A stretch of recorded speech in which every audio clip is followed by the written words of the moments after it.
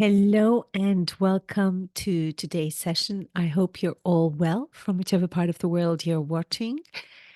Today, I'd like to share an adapted version of a keynote I gave at the ITB Berlin last week.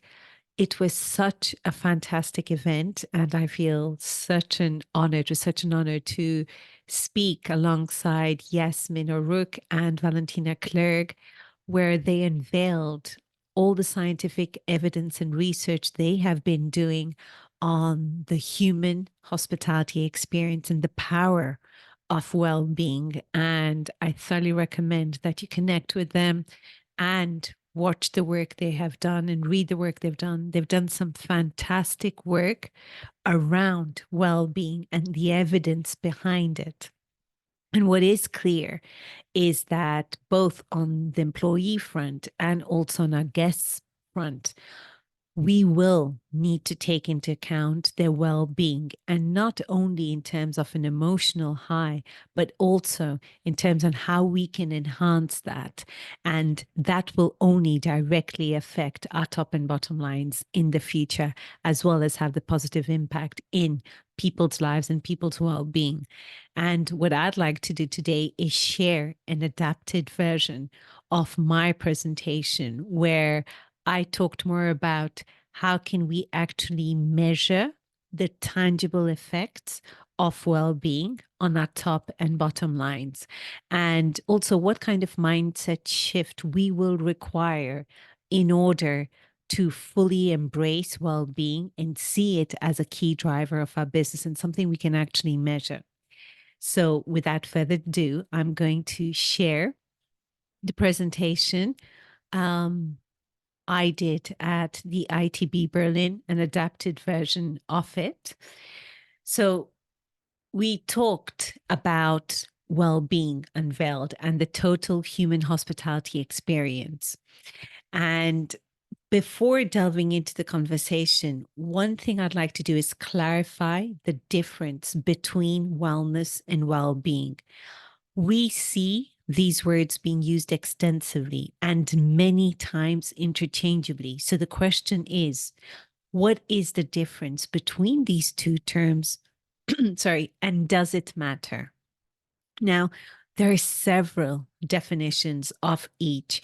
And in this presentation, we're not going to go down the rabbit hole of defining each of these definitions or each of these terms.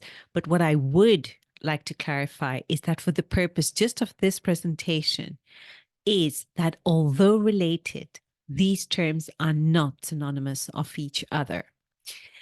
I define wellness as that toolbox. So wellness includes all the services we offer in order to deliver our guests the truly remarkable experiences we want to deliver them. And this can include anything from a beautiful, quiet spot in a lovely area in the midst of a vineyard, or you sitting in your room's terrace facing the mountains, or you reading your favorite book, sipping a gorgeous glass of Rioja wine, or you're having a decadent massage, a glowing facial, or you're actually in a digital detox boot camp. Now, all of these services form part of this toolbox and something we are already providing in our hotels, perhaps not under the umbrella or the intention of wellness per se, under that umbrella of wellness per se. But these includes all our toolbox, our wellness toolbox includes all of these services. And I define well-being as the goal. So it is the ultimate goal of the human experience. We're looking, each one of us is looking to enhance our overall well-being. And within our well-being, we have different components: the physical, emotional, mental, and psychological, existential. There's several others, but in terms of what I also define in my book, those are those kind of four key components. And we achieve this overall well-being through the vehicle or our toolbox of wellness. So well-being is that ultimate goal we have. And wellness is that toolbox. Or we can even look at wellness as the vehicle that takes us to our ultimate destination. Now, one thing that is incredibly important to understand is that our wellness toolbox is constantly evolving as we, as people, our well being continually evolves. So the toolbox we use today might be very different from the toolbox we use in 5 or 10 years' time. And so will our well being goals differ. So both these concepts, that toolbox, wellness, and the goal, well being, are in constant evolution and they mean different things to different people. So the question is, how do you know that you have that right wellness offering for your particular property, that right toolbox in your particular hotel? And that right toolbox, the right most profitable toolbox, is what I call the wellness asset. So, what exactly is a wellness asset and why does it matter? You know you have a wellness asset when you have achieved these three outcomes. When you can confidently answer that you attract, hire, retain the right people, the people who are proud and happy to work with you and serve your guests. Second, transformative experiences. You are very confident that you deliver truly and utterly remarkable experiences to your guests consistently. Those transformative experiences that stay with your guests for years to come. And lastly, stellar performance. So, whilst ensuring the happiness and well being of your team and delivering your guests those transformative experiences, you are ensuring that your wellness businesses are stellar performers, that they are commercially sustainable, not only today, but long into the future. However, we all know that creating that wellness asset is not as easy as it sounds. It is no secret that traditionally wellness does not have a proven track record of stellar performance in hospitality. Most hoteliers report a meager 1 to 3% of total hotel revenue from their spas, and that tends to be one of the fewer direct revenue generating wellness offerings. And in an internal study I did, 97% of hoteliers report never having fully recouped the return on investment of the build of the facilities, let alone all the sums they have to pay out in yearly capital expenditures for maintaining their different wellness facilities in the right working condition. And that is only on the offering side of wellness. When it comes to staff, to their people, wellness has been near impossible to consolidate as the long grueling hours hospitality requires are themselves an impediment to staff well-being. So many hoteliers feel they're stuck in this vicious cycle. Wellness seems to be this new craze, but it doesn't appear to be that feasible or profitable. So if you find at your hotel in that red zone, so to speak, where 97% of hoteliers are, you might be thinking, how can I get my hotel to that green zone where only 3% of hoteliers find themselves? Now, that might appear to be a valid question because the assumption is that only the hoteliers in that green zone, in those that 3% of hoteliers, are the ones who know how to do wellness successfully. But that is not always the case. The question is not how to get to the green zone where 3% of hoteliers are, but instead the question is how can you get to that gray line? Because when you're on the gray line, you know you have a wellness business that is resilient and commercially sustainable. You know that you have built in resilience in both your team and your product offering. Now, the question is, how do you get on that gray line? You get on the gray line by what I call taking into consideration the wellness value iceberg. After evaluating, all the wellness and hospitality concepts I have created and also my peers, what I have observed is that most times, without even realizing it, most of us hoteliers spend our time at the tip of the iceberg, the part that is visible, our spa and wellness offering. We end up focusing on the tools.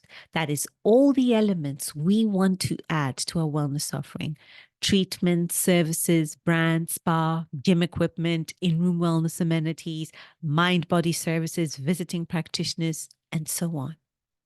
However, when we focus on the tools, what happens is that we only touch a tiny part of the surface, and we are inadvertently making ourselves vulnerable to the tilts and shifts of the market.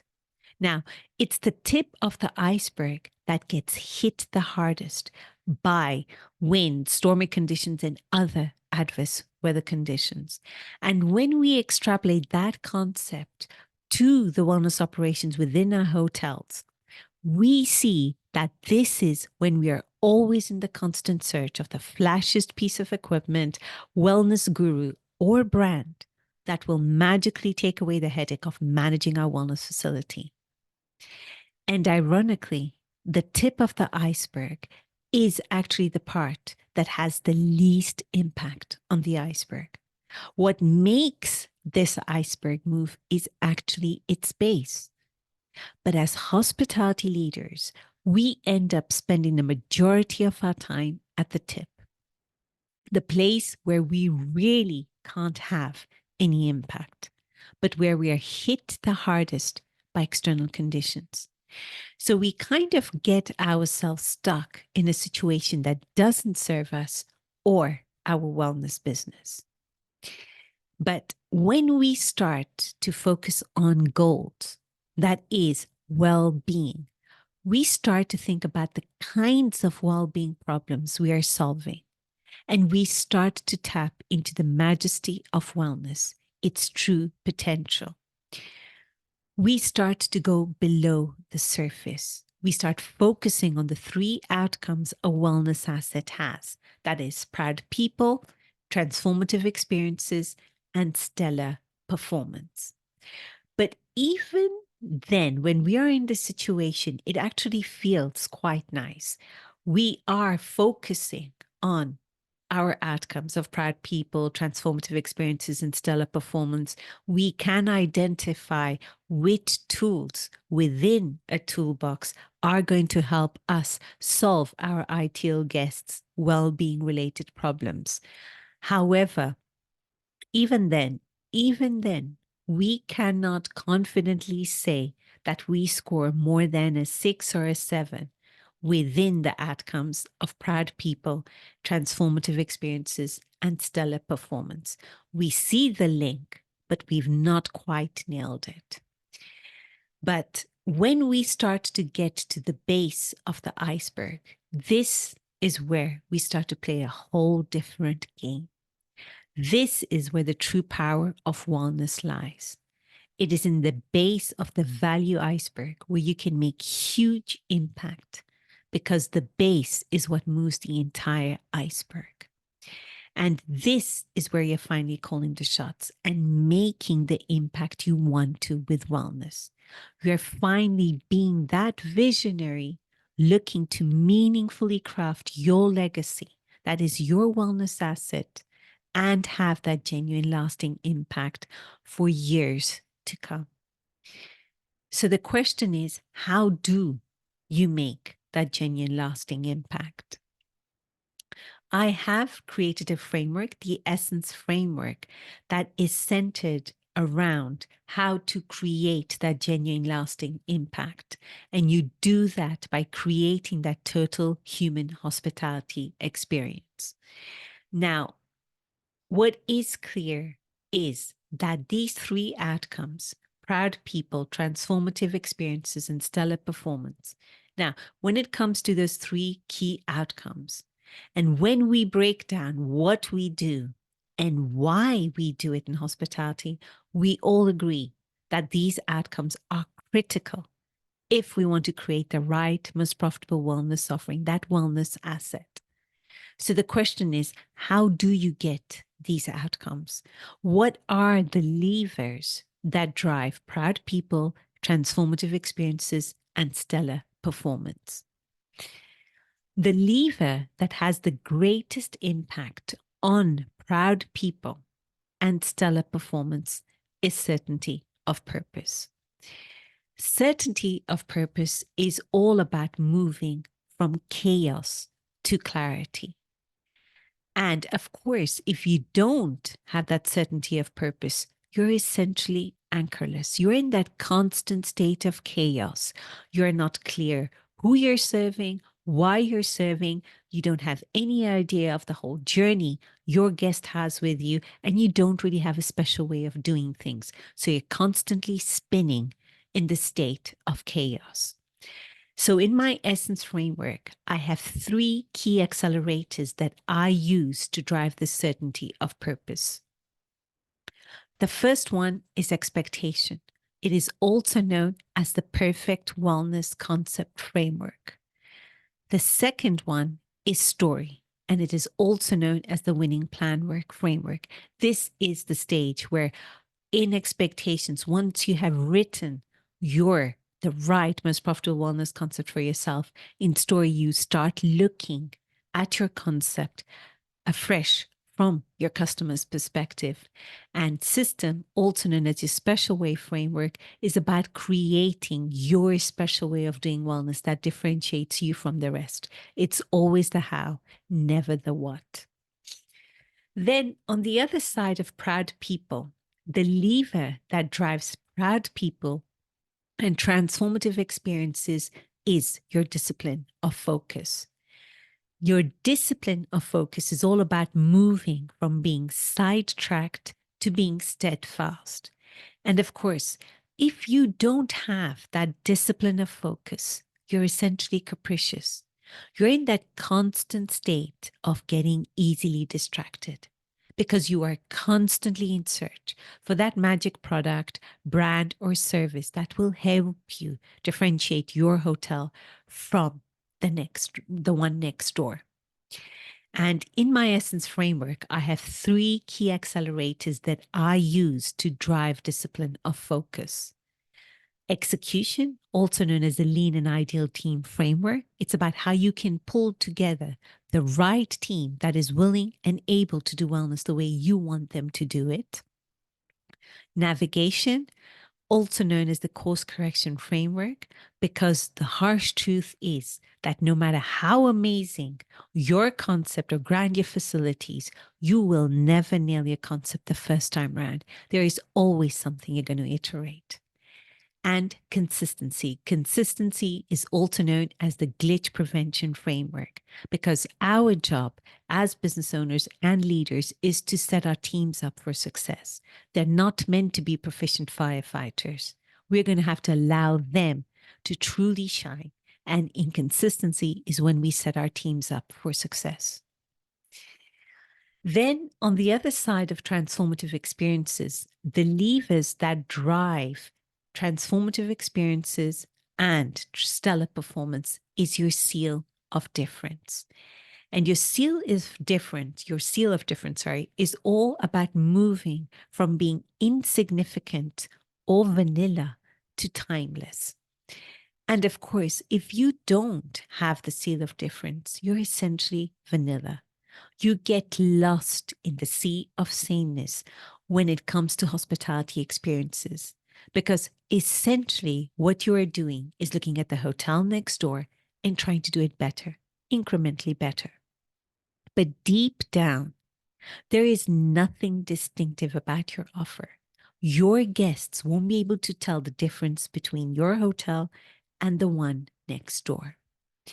And in my Essence framework, the 3 key accelerators that I use to drive this lever of seal of difference is engagement, also known as exponential outreach framework; community, also known as the community fabric framework; and ecosystem, also known as the value creation framework. Now, while you look at this model, I hope you can see that there is actually a framework to achieve that genuine lasting impact.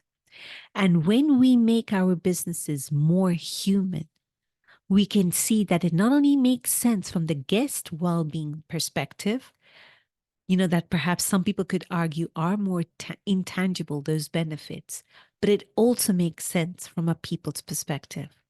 And above all, it is the only way you have a genuinely commercial, sustainable business well into the future. It's the only way you genuinely get that commercially sustainable business well into the future.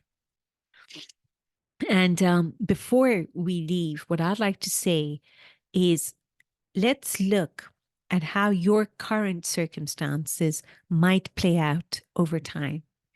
Now, if we look at your current reality and compare it to the future, we know that with a simple passing of time, whatever that time frame is for you, 12 months, 24, 36 months, you will end up in three circumstances.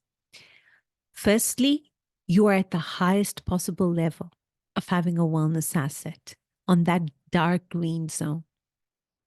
From your perspective, what would being in that dark green zone look like for you? Now, of course, it's possible that you're also at the lowest level of liability in that red zone. So from your perspective, what would being in that zone look like for you? People think that the pathway from where they are today and where they want to be in the future is that straight line, but it's not. Time bends and lines curve. Time accelerates everything, the good and also the bad. And the line down to liability in 12, 24, 36 months' time accelerates down and away more rapidly as time goes on. And that occurs because of drift. Drift always goes down. If we procrastinate and keep drifting along, there is no alternative other than to land in that red zone. Now, that could be in 12, 24, 36, 48 months down the track, or whatever that time frame might be. But if we drift, we will definitely land there. Drift is always downwards. Now, the curve towards asset accelerates up and away more rapidly as time goes on and as success builds on success. And the key here is decision and action. The difference between the red zone and the green zone is the difference between drift and decisiveness. And it becomes pretty obvious that jumping from where you are right now to being an asset just gets riskier, harder, and costlier the longer you wait. As time passes, that gap just gets bigger. And the truth is, even when that dark green line might feel like it's a long way away from where you are right now, it is also the closest it's ever going to be. The first decision to make is, will I jump those lines? Am I going to jump onto the green line? Am I going to apply a well-being centric framework that I know will put me on that green line? Now, obviously, the framework, the Essence framework we have walked through has been designed specifically to do that, to help you jump lines. So the real question here is, how long are you prepared to wait before you take positive, structured action against a blueprint that can get you there and ensure that you're actively participating in regenerating hospitality? How long are you prepared to wait before taking into action the human hospitality experience in all aspects of your business?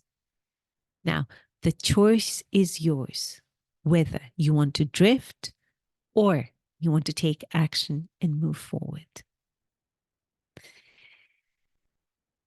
Now, I just wanted to share that presentation from ITB, an adapted version of it, because I think it is so important for both wellness and hospitality leaders to take into account this human experience, well-being. It used to feel like something intangible, something very difficult to measure, a bit like guest satisfaction and client retention and also staff turnover. We can put numbers on that, but it becomes less obvious when we are talking about our top and bottom lines if we want to look at it at first glance. But with this presentation, what I wanted to show you that there is a huge body of work being done on the evidence behind well-being and the impact it has on our businesses.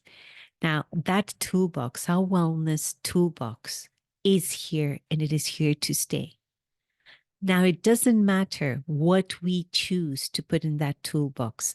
Clearly, the individual wellness elements, the individual offerings might change over time. They might evolve. Of course, they will evolve, but that actual container of the toolbox won't.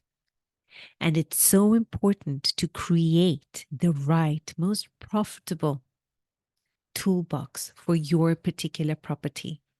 We can't be everything to everyone, and we really don't want to be that either. But there is that thought that needs to go into it. And the longer we procrastinate in taking that action in order to actually consider well-being in all aspects of our business, the huger the impact it's going to have on our business. And as I mentioned, time excels everything. It exaggerates the good and the bad. Now it's our choice. We can choose to get on that green line and go up to asset. If not, we will end up in liability in some shape, way, or form, be it 12, 24, 36, 48 months. It doesn't matter what time frame. But if you're going down, you're going to go down. If you're going to go up, you're only going to get more exponential. But that requires action and that requires decisiveness. And on that positive note, I wish you all a beautiful day ahead. Take care now.